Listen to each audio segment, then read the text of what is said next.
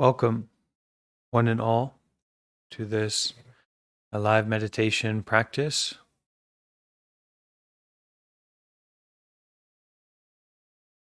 We can start by finding a comfortable place to be in for our body.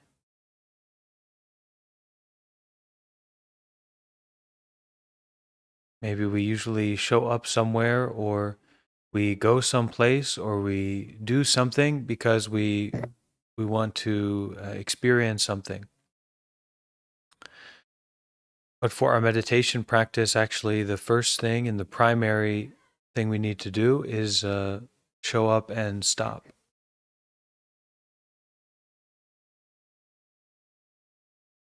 We show up to recognize where the body is right now, where the mind is right now.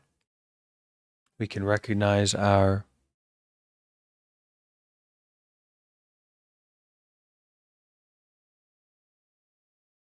sensations. We have mental or physical phenomena or experiences that are happening right now. We notice them. Okay? We recognize them. And they are all seen from this position of to stop and to step back, to be where we are right now, to recognize.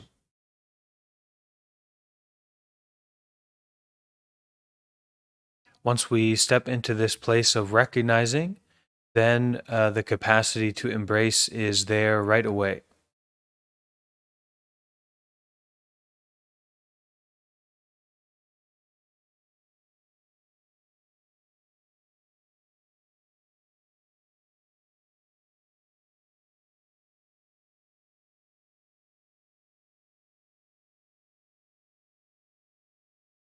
So at this moment, you can, kind of consider what is it that you are recognizing, what is it that you are noticing, but not in an intellectual way, more in terms of the noticing itself.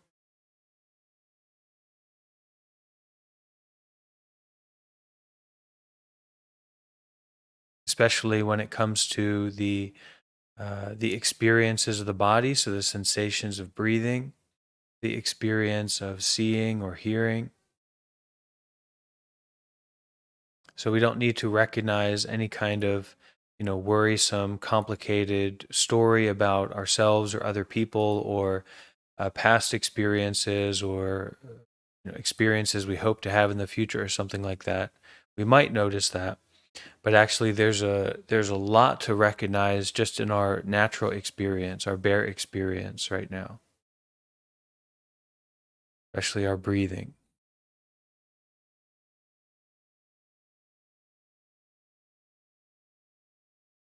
So we put the body down to be in a comfortable, somewhat still, somewhat stable position, but especially comfortable. We can all close our eyes, take a deep breath, and relax the body.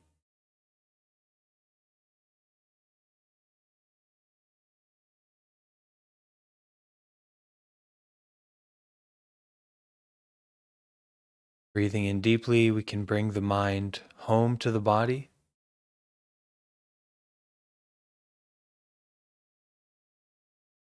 We can experience this bodying that's taking place.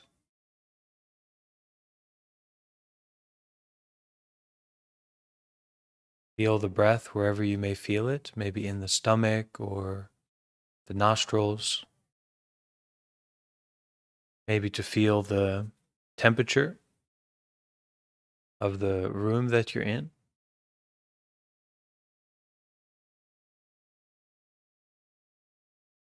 So it's a real practice of relaxing the body, letting the body be the way that it is, to kind of enjoy that because there's no struggle, letting the body be the way that it is.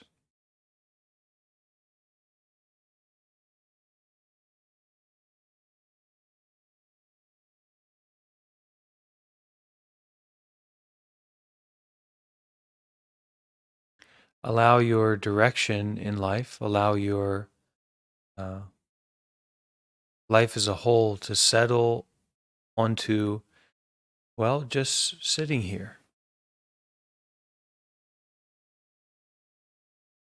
breathing and being aware.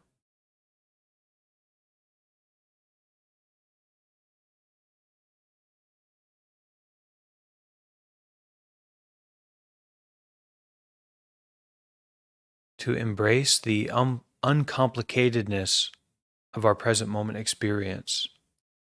And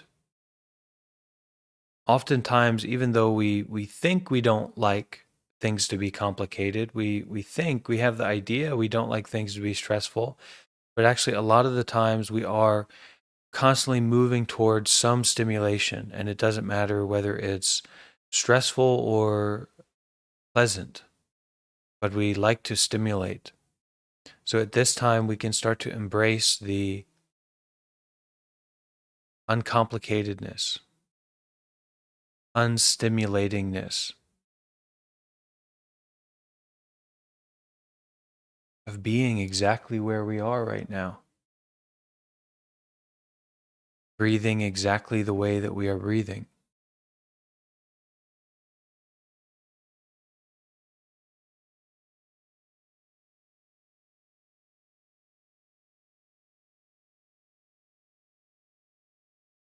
Any sensations in the body or a general feeling of like a tenseness or a, I want it to be a little bit different, or this kind of trying to work with something. Don't work with anything.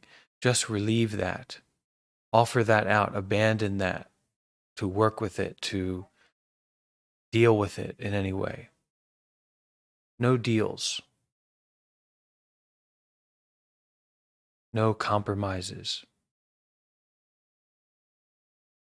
Rather, to recognize what's happening right now, which is vivid. It's so vivid that we couldn't even, it's a little bit strange to kind of point it out, but it is vivid. It's alive. To recognize what's happening right now is not so complicated. Even if it is complicated, there's some aspect of noticing that uncomplicates it. It's the noticing in itself.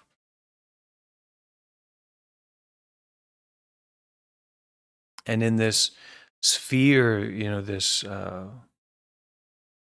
world of meditation and our practice right now, and whatever this is, there is also all along this joy of breathing, this access that we have to this source of healing and joy and peace and freedom and safety. And that's to breathe as deeply and as sincerely and as nourishingly as we need to, the way that we need to.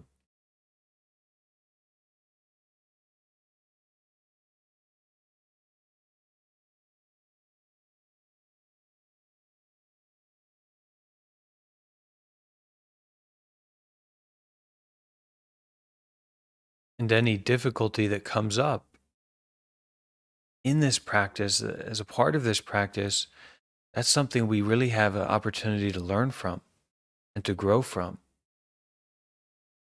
So it's not something to be disappointed by, that, oh, it's a difficult experience or something, but to breathe deeply, wholeheartedly, and to enjoy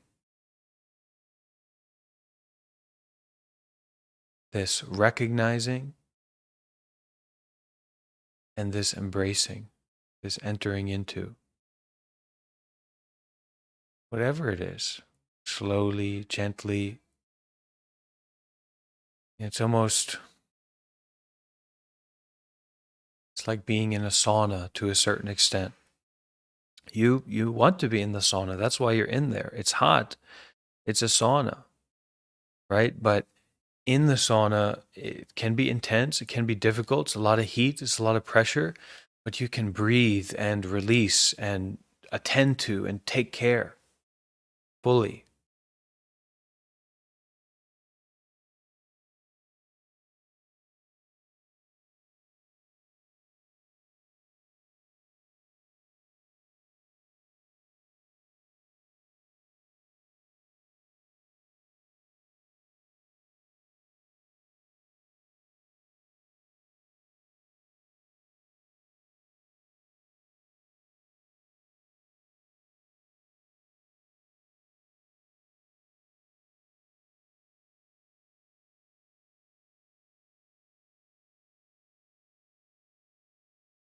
We're spending all of our time knowing. We are spending all of our time grasping. I like this. I don't like that. I know they're like this. I know they're like that. I know this. I know that. We miss out on so much of what is possible and what reality is offering us because we're stuck in this space of knowing and grasping. So here, when you feel that quality of, I don't know what's going on, I don't necessarily, am I doing it right? Da da da da da. This is to embrace, this is to recognize, this is to breathe and just sit and just be aware. And most importantly, to enjoy.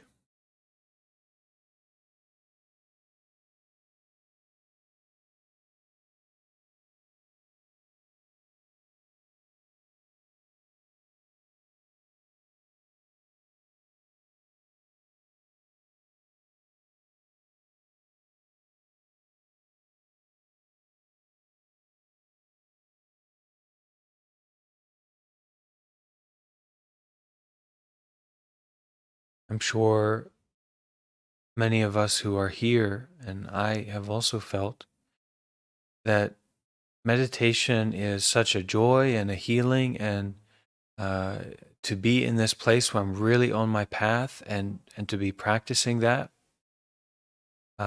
is so precious and wonderful. But most of the time, a lot of the time, the conditions aren't there to practice. I'm not finding myself I'm finding myself in a situation where I'm tired and I'm just going back to sleep. And walk in the path isn't right there. It isn't accessible. So to drop away all the ideas of this idealistic meditation or this idealistic spiritual life or person that we want to be, I wake up 4 a.m., meditate for an hour, whatever, this nonsense that we're just, putting into our mind about what we want. And rather than all that, to feel the preciousness right here in this moment of these conditions have come together, that we are showing up and we are practicing, and just to lean into that and enjoy it in all the ways that there are to enjoy it. The preciousness of being here together. The preciousness of breathing and being somewhat still and somewhat sincere and aware, curious.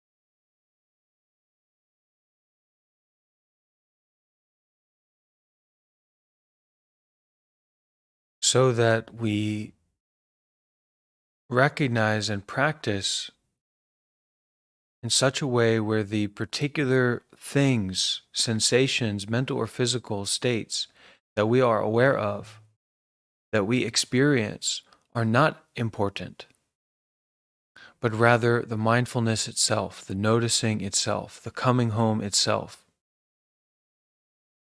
This puts us in such a wonderful place to be a caretaker and a caregiver for all of those sufferings, all of those difficulties, all those energies that come up.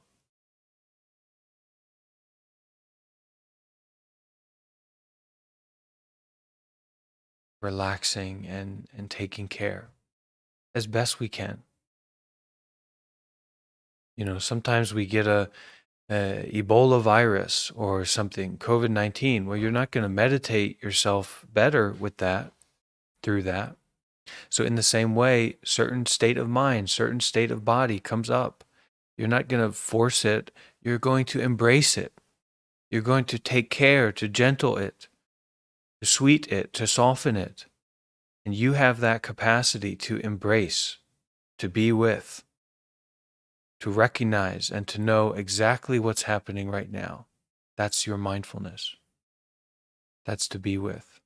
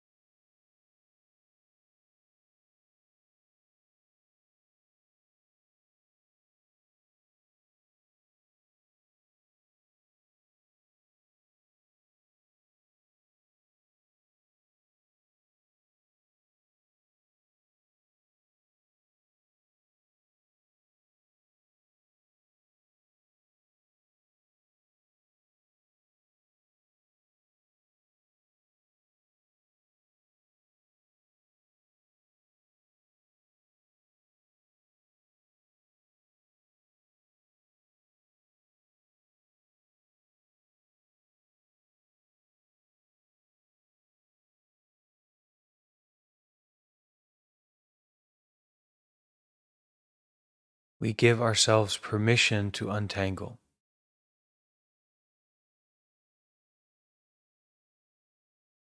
We give ourselves permission to abandon it, to put it down. Doesn't matter if it's real or true or whatever. We give ourselves permission to just breathe and enjoy and to settle and to calm.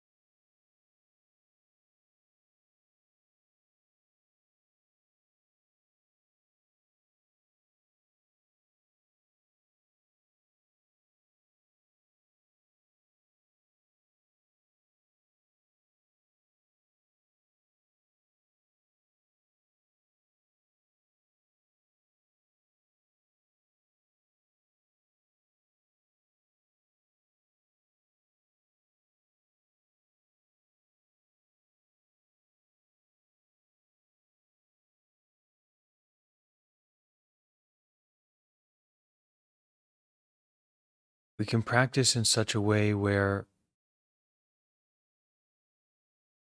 we are uninvolved with the self, even though it comes up. And what that especially means is that we are uninvolved with um, a sense of sinking or falling into attachment to a way of experiencing. Experiencing itself is taking place, and that self story does come up. Whether it's a feeling that we like or dislike, and a habit, energy, whatever it is. But there are these glimpses, this kind of light of not someone, not some place, not some time, and there's no force possible or necessary to get that or to avoid that feeling, but rather it's a natural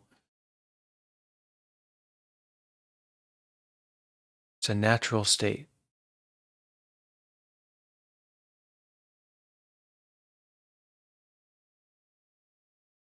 of just sitting here, breathing and aware.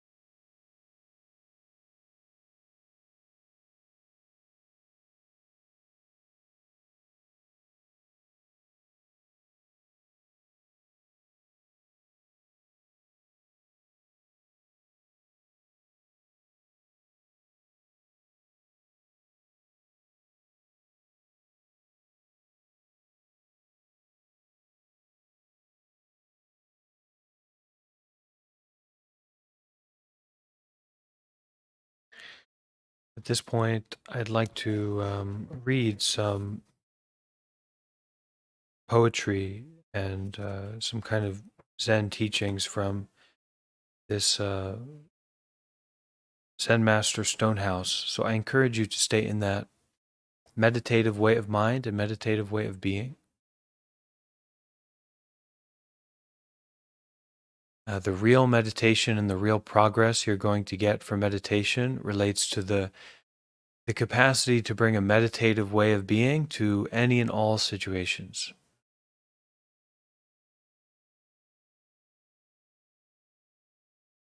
If you go to a meditation retreat, well, maybe that will be really interesting and great.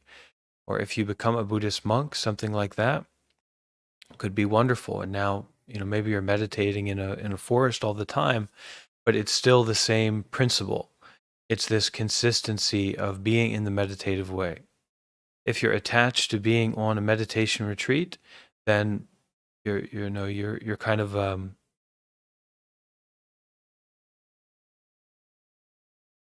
not able to practice freely. You practice according to conditions. And in the same way, if we rely on a certain kind of stimulation or guidance to practice, we will also be, practicing according to conditions, and our practice will be very limited. So don't practice in a limited capacity. These are just the conditions that are available for us. The conditions that arise now are the conditions that are available for us to recognize and to embrace. And the breathing is always there as this kind of joy and this treat.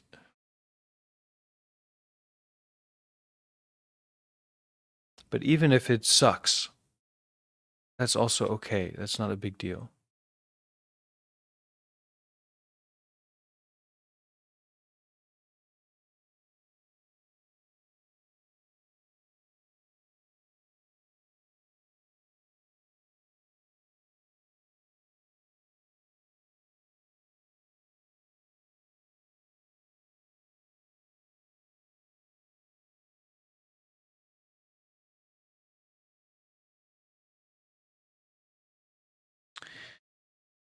So this is a short poem for that was written for a lacquer worker by this Zen monk named Stonehouse.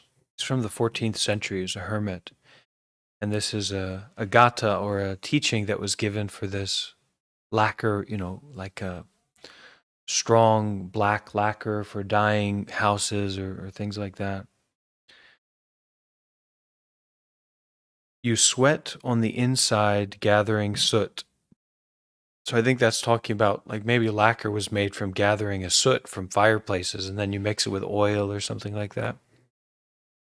So you sweat on the inside, gathering soot. Then on the outside you rub. Although potential to shine exists, it takes work to bring it to light.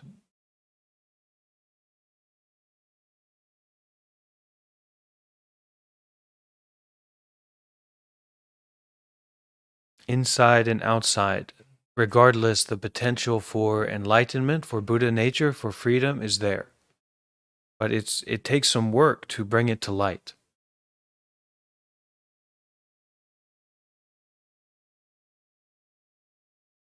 That's probably a much better way of looking at the term light worker.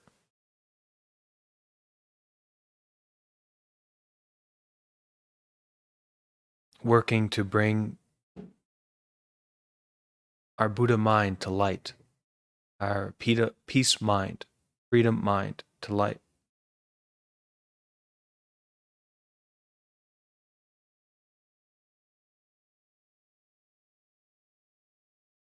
Below high cliffs, I face 1,000 mountains. One sense finds the source. All six relax. White clouds drift, green water ripples. Beyond movement and stillness, there is another world.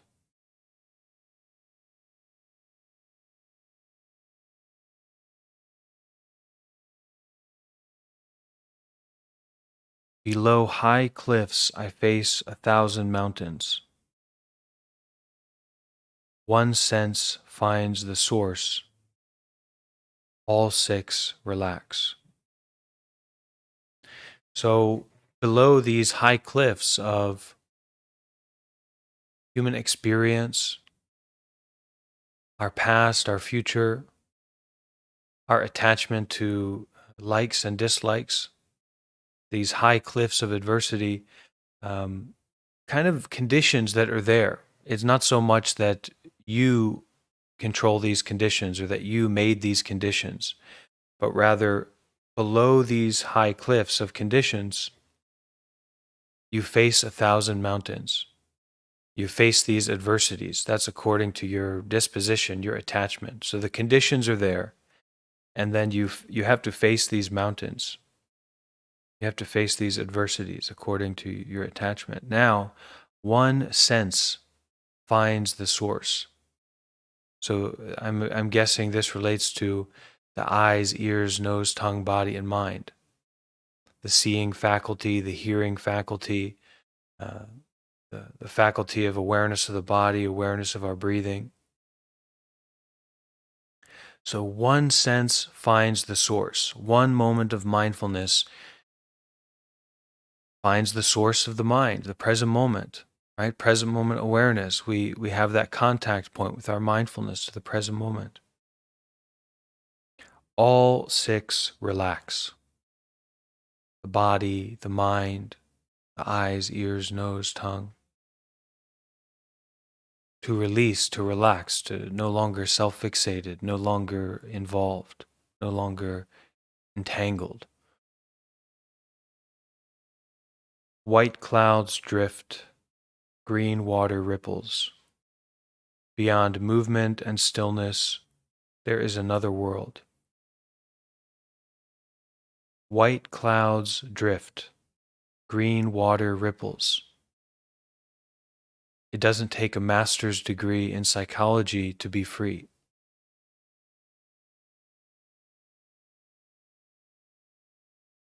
To know about the truth, to know about reality.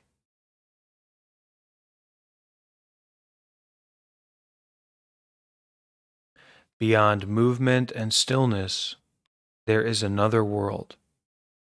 So beyond a like and a dislike, beyond a great meditation and a very difficult moment or meditation, whatever you want to call it, there is another world, right?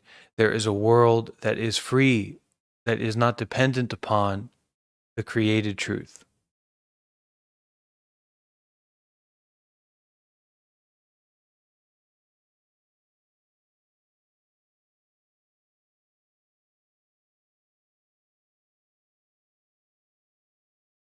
And this world is looking right at us all the time.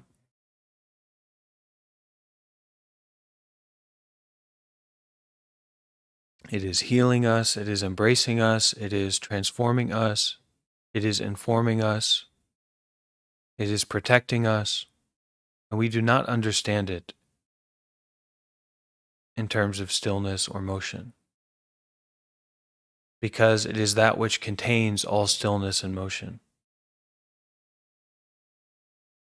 So certainly it couldn't be still or in motion.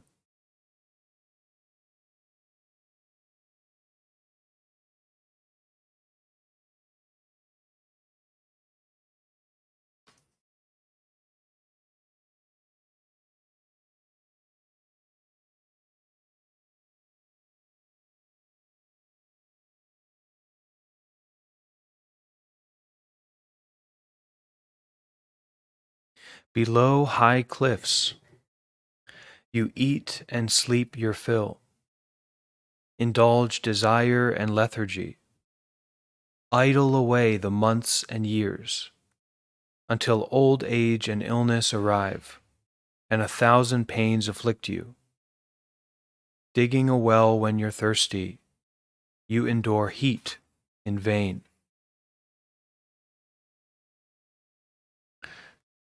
So this means that our practice should not be based on our ignorance.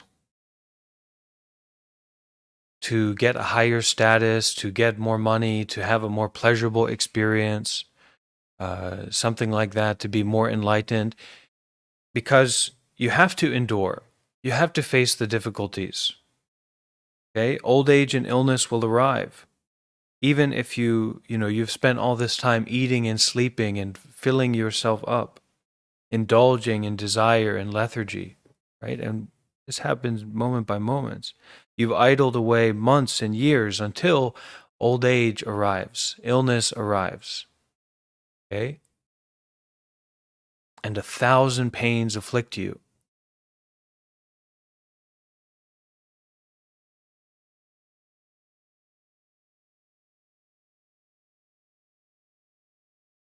Digging a well when you're thirsty. So you're just trying to fulfill your desire.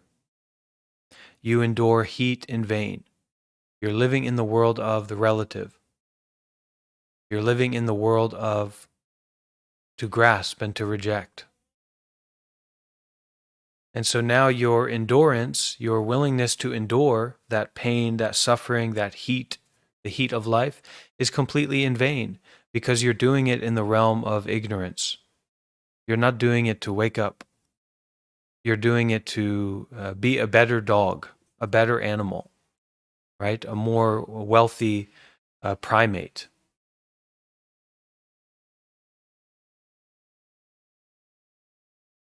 And it doesn't matter how wealthy you are or your status or the pleasure that you have or the pain that you've avoided or even the state of your mind that you've been able to work yourself into. Old age, sickness, and death are coming. So how do we go to the place that is beyond stillness and motion, beyond self and other, beyond doing our activities in vain?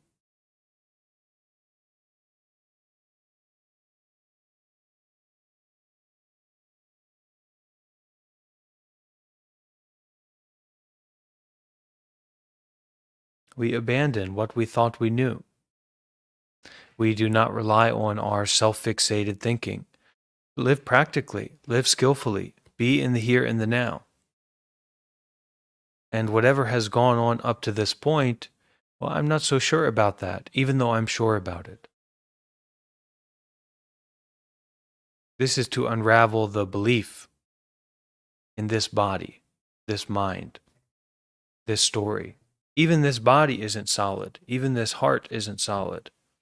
How much less so this trap that we work ourselves into relating to the world of, it's often called the world of dust, which is the world of material entanglements, mental entanglements, social entanglements. Don't be entangled at all.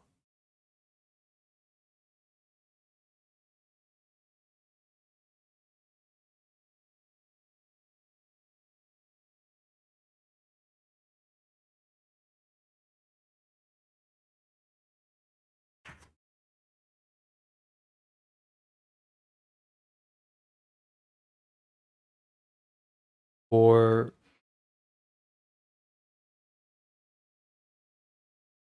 Abbot Chin, so this Zen Master Stonehouse, this hermit monk, was supposedly quite famous and well known and seen for his enlightenment, his experience. And so this is a certain gatha that he wrote for the abbot of a monastery. This is Abbot Chin. Zen monk Chin from Tanyang, here with me a while. You resolved to practice Zen, but never got the chance.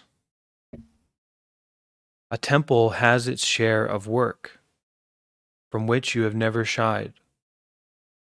Content with meager food and clothes, honest in both thought and deed, now today you come to me, asking for instruction.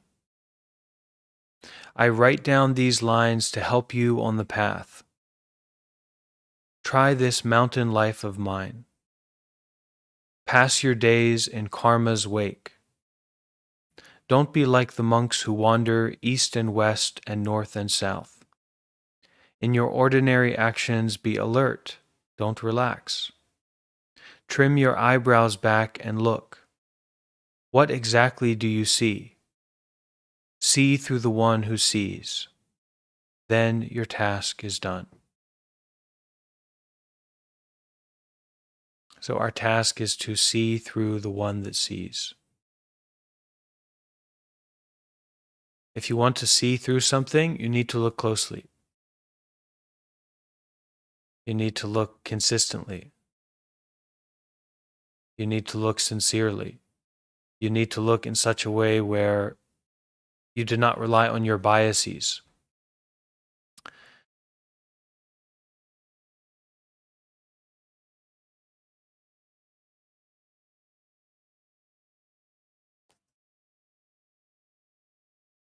Breathing and looking.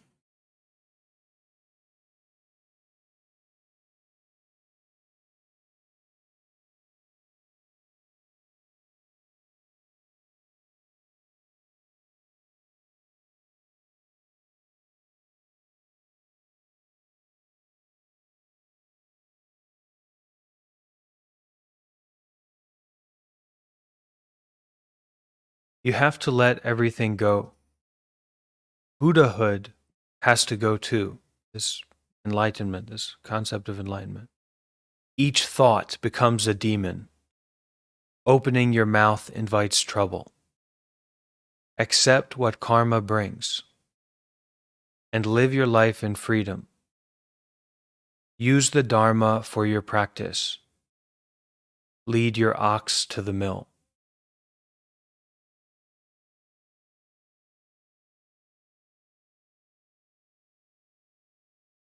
So lead this real true person in a real true story to enlightenment,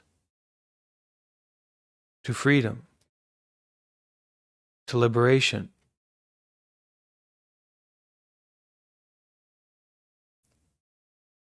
Use the meaningful teachings for your practice. Live your life in freedom. Embrace cause and effect. Embrace the effects of past causes that you are currently experiencing. Don't shy away from it.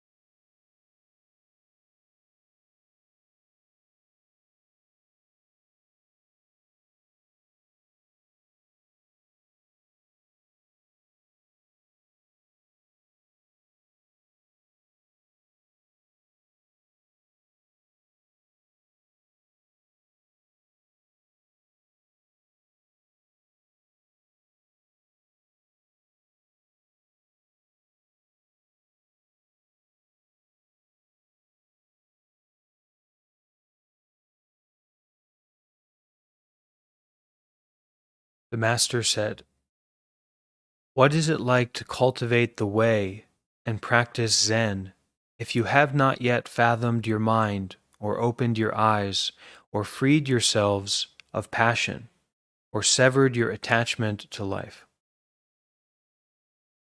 It is as if someone who could see entered a room that had been dark for 1,000 years.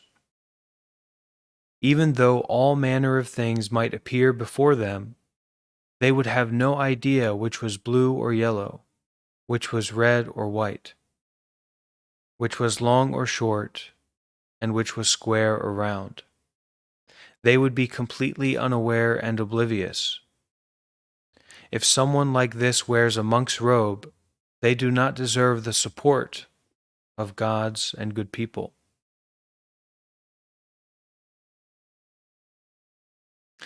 And what is it like to cultivate the way and practice Zen once you have fathomed your mind and opened your eyes and freed yourself of passion and severed your attachment to life?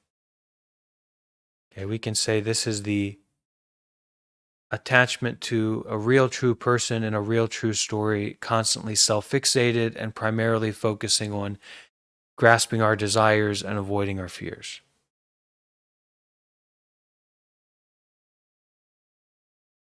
For such a person, it is as if a legendary Leviathan sent the red sun shooting out of the ocean. The room that was dark for 1,000 years is suddenly full of light. And everything before your eyes, the blue and the yellow, the red and the white, the long and the short, the square and the round, is clear and visible. And there you are, sitting below your 3 rafters in front of your 7-foot bed. It's maybe a traditional reference of a normal bed at that time. Nourishing the sacred womb and idly passing your days. If someone like this wears a monk's robe, they alone deserve the support of gods and good people. Even so, you need to be aware that below the gate at Fuyan, there is a cast iron threshold too high to scale and too wide to measure. People outside who want to get in can't get in, and people inside who want to get out can't get out. If you want to jump across it, you will need to summon all of your energy and all of your strength. If you stop to think about it, you will either crack your skull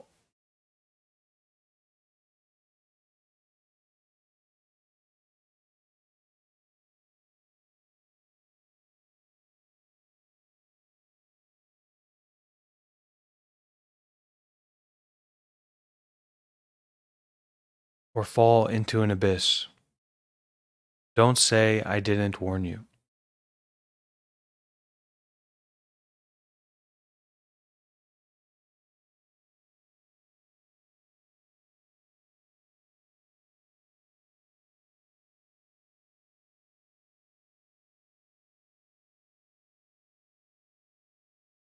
I've been looking at this teacher recently, and actually his temple is nearby here. So I'm able to go and see him and spend a little time with him when he's giving talks, Master Yonghua. And he was just talking today about, when you face that depression, when you face that fear, when you face that anxiety, when it comes up, when you deal with it, okay, cross your legs and embrace. He gave a story about to face your depression and to face, it can apply to your fear, right? To face your fear as if it was just scrumdiddlyumptious, the sweetest, most tastiest, most wonderful thing for you. And you embrace it, you sweet with it. Oh, my depression, I'm so happy to see you again. This fear, this, this pain, this dread. Oh, there you are. And that, the effect is that the power of that depression or that anxiety, that fear, is not so real anymore. Actually, it's disgusted by you. the power of it, the friction of it, because we are just to embrace and to enter it and to see through it and to take care of it. So as we're going through these difficulties, as the fear, the anxiety, the depression, the complicated thinking, the worry comes up, you embrace it. And this is the situation, is that there is a heat. Don't endure it in vain. There is an old age, a sickness, a death.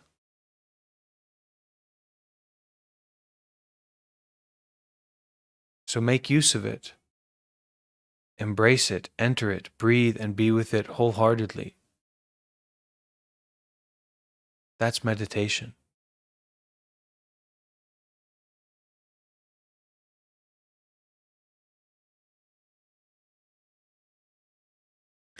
So we will finish today with a chanting, and this is going to be a metta chanting, a chanting of a metta sutta. Done this a few times before, and we'll just go through the English of it first, and then I'll chant it in the traditional language. Let me just pull it up here and can share this with everyone.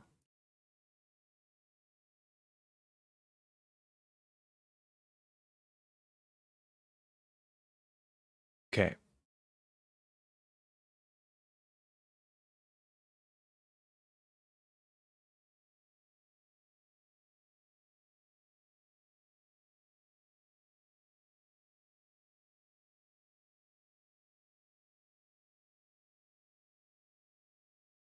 There it is. Wow, look at that. It's convenient. Can everyone see that okay? My camera?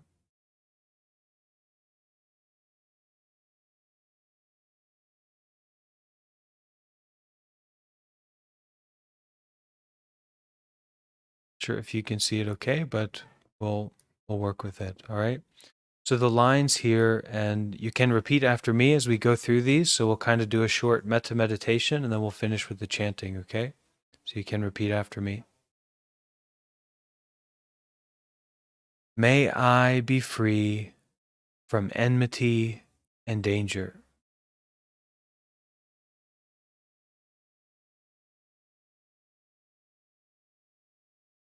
May I be free from mental suffering.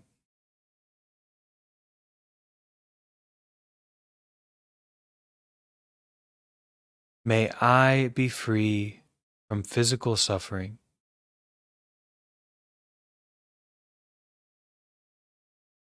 May I take care of myself happily.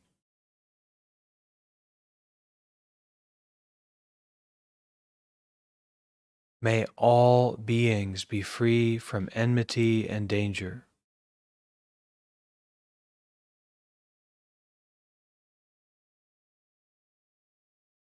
May all beings be free from mental suffering.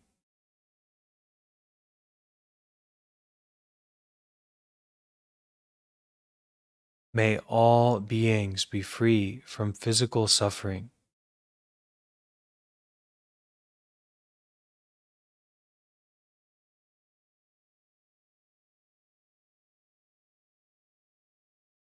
May all beings take care of themselves happily.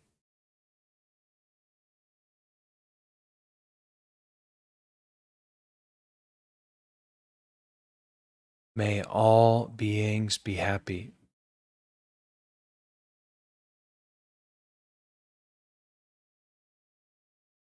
May all beings be free from suffering.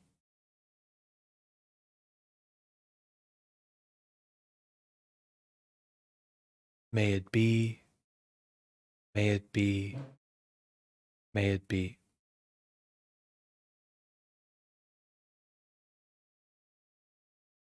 Okay, so let's begin with our chanting.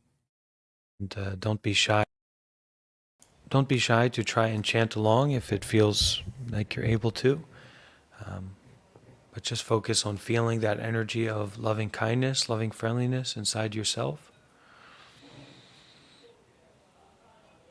And at the very end, we'll say sadhu together 3 times, and we'll make a bow to each other.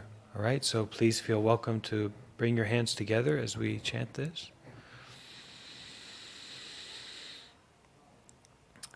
Avero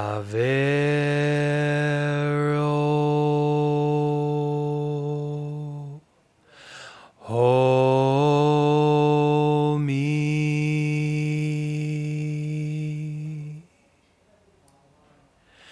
Anigo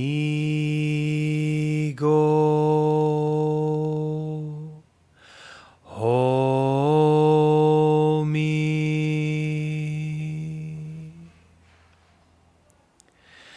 Avyapajo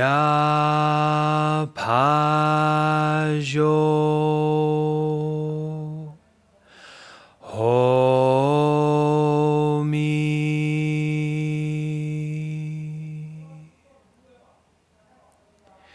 Sukhiyatanam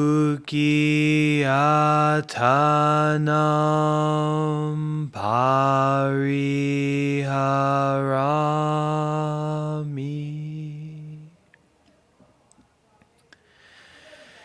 Sabbe Sata Avera Hontu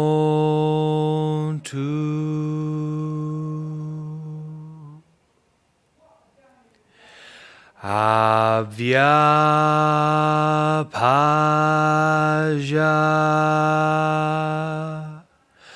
Hontu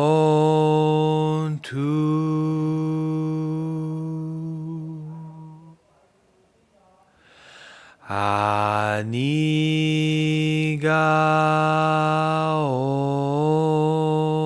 Ontu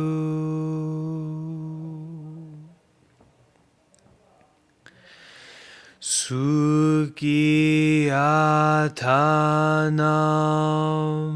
Pariharantu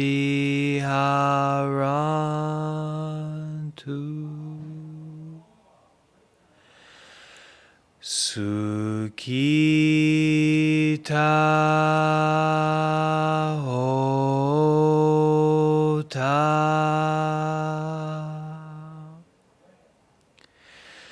Dukkha Muccata